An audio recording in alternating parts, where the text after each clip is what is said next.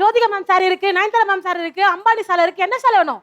என்ன தம்பி சோகமா இருக்க? என்ன லவ் ஃபெயிலியரா? இல்ல இவ்வளவு சாரி போட்டிருக்கீங்களே.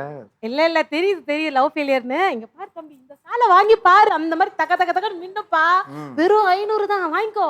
செல்லம்மா சேலை, செல்லம்மா சேலை, செல்லம்மா சேலை. என்ன தம்பி பாத்துட்டு அப்புறம் வாங்கிக்கிறியா? வாங்க தம்பி, அக்கா இவ்வளவு தூரம் கஷ்டப்பட்டு கூவுன்னு கூறல, வாங்குப்பா.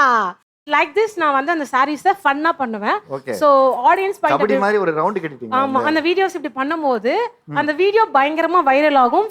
இப்ப கேட்பாங்க, சாரியோட ஸ்கிரீன்ஷாட் பண்ணி மார்க் பண்ணி கேட்பாங்க. நான் ஒரு 20 சாரி மேல போட்டிருப்பேன் சார், உள்ள வந்து மார்க் பண்ணி இது எவ்வளோ அப்படின்னு கேட்பாங்க. ஸோ என்னோட வீடியோஸ் முழுக்க இப்படிதான் இருக்கும். வேற ட்ரிக் என்ன வச்சிருக்கீங்க? இது ஒரு ஸ்டைல். இப்போ நிறைய பேர் பொட்டிக் ஓனர்ஸ்லாம் என்ன பண்றாங்கன்னா எக்ஸ்போ போடுறாங்க. அதுக்கு ஒரு 2 லட்சம் தேவைப்படும்.